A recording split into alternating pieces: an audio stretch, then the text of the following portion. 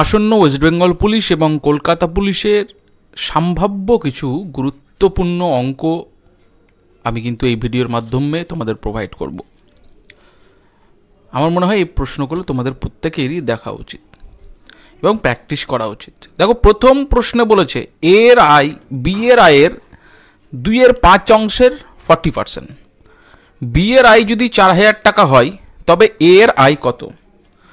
তাহলে এখানে পরিষ্কারভাবে লিখবে তোমরা এ এর আয় সমান সমান বি এর আয়ের 2/5 অংশের মানে ইন্টু দিয়ে দাও 40% মানে 40/100। দেখো, যা বলা হয়েছে কোশ্চেনে আমি সেটাই লিখেছি। এ এর আয় সমান সমান বি এর আয়ের 2/5 অংশের 40% হয়েছে। এবার বলেছে বি এর আয় 4,000 টাকা। Very good. তাহলে এ এর আয় সমান সমান বি এর আয়ের, তাহলে বি এর আয় 4,000 যদি হয় তাহলে এখানে 4,000 বসিয়ে দাও ইন্টু 2/5 ইন্টু 40/100। এবারে তুমি এটাকে ক্যান্সেল করো, 2 শূন্য কেটে গেল, 5 8 40। তাহলে কত হচ্ছে?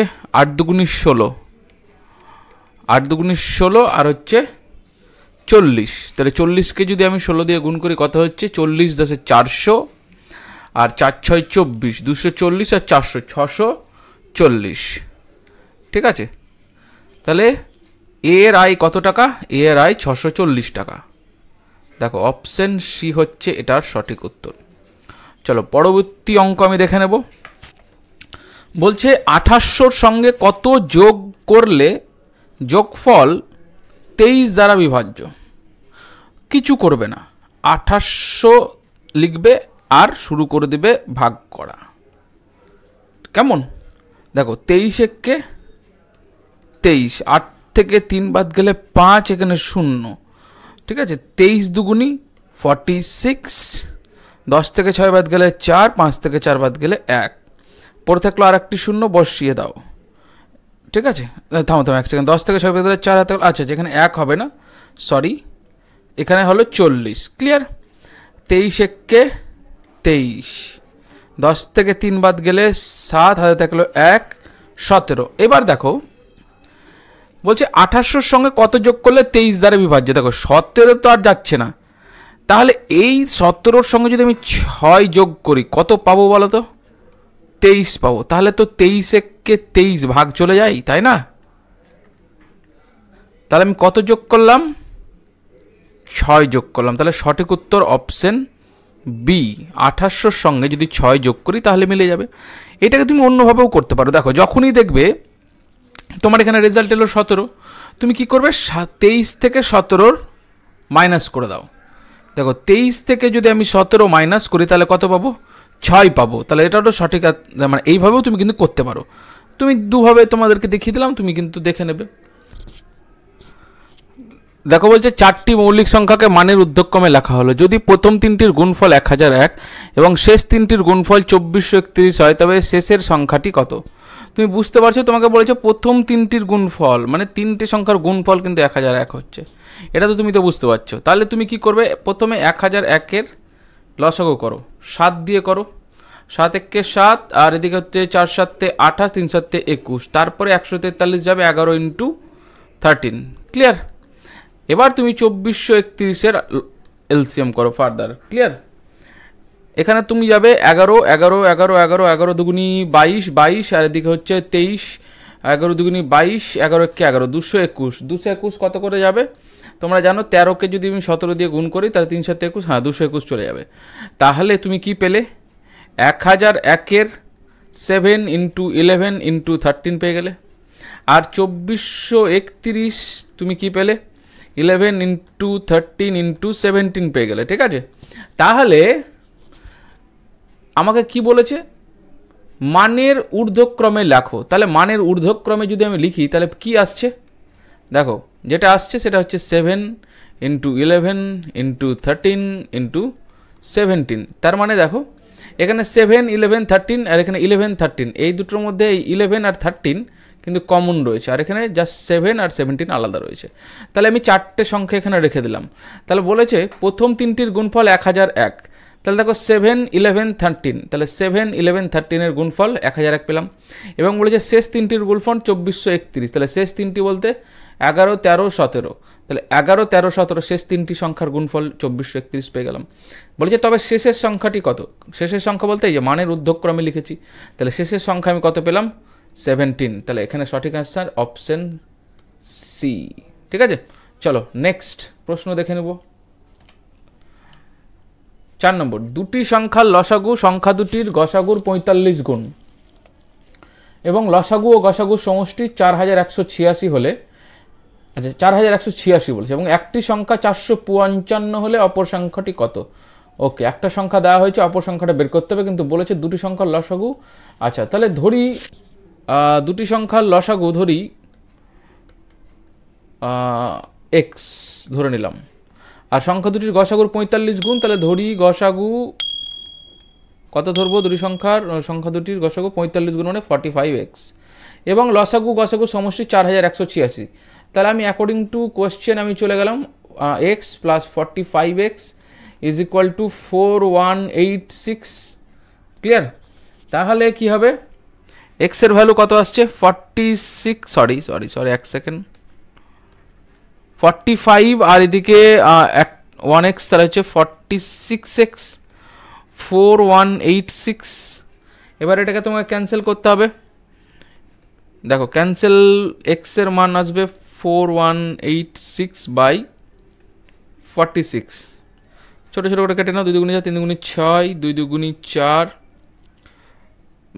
0, 9 দুগুণে 18, 3 দুগুণে 6, 3 দুগুণে 6, 9 দুগুণে 18, থাকলে 1 বছর 2। ঠিক আছে, চলো ঠিক আছে। 23। এক সেকেন্ড একটু আমি দেখে নিই যতদূর আমার মনে পড়ছে। এখানে 3 একে 3, 3 নম 3 একে 3, 3 নম 27, চলো 2 একে 2, 3 একে 3, 3 নম 27, 2 একে 2, 27 আর 2 29, 9 হাতে গেলো 2, 9 2 18, 19 20, চলো 2093। চলো ঠিক আছে, 23কে যদি 2093 দিয়ে আমি ক্যান্সেল করি তাহলে পাবো 91। তাহলে আমি কি পেলাম? এক্স এর ভ্যালু আমরা পেয়ে গেলাম 91। বলেছি একটি সংখ্যা 455 হলে অপর সংখ্যাটি কত? তাহলে আমরা একটা ফর্মুলা জানি, যে কি জানি, যে দুটি সংখ্যার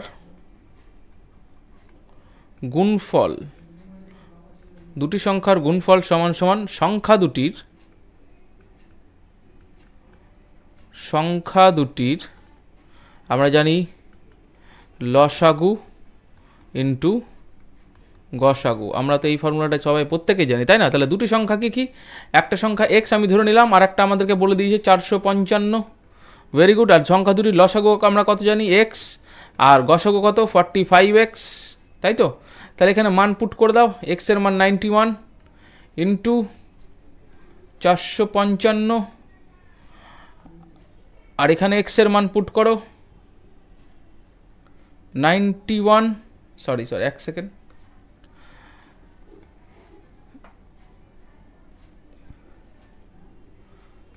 91 পুট করো ইন্টু 45। কি ব্যাপার, এক সেকেন্ড দাঁড়াও, 45 লেখো, ক্লিয়ার, ইন্টু 91। চলো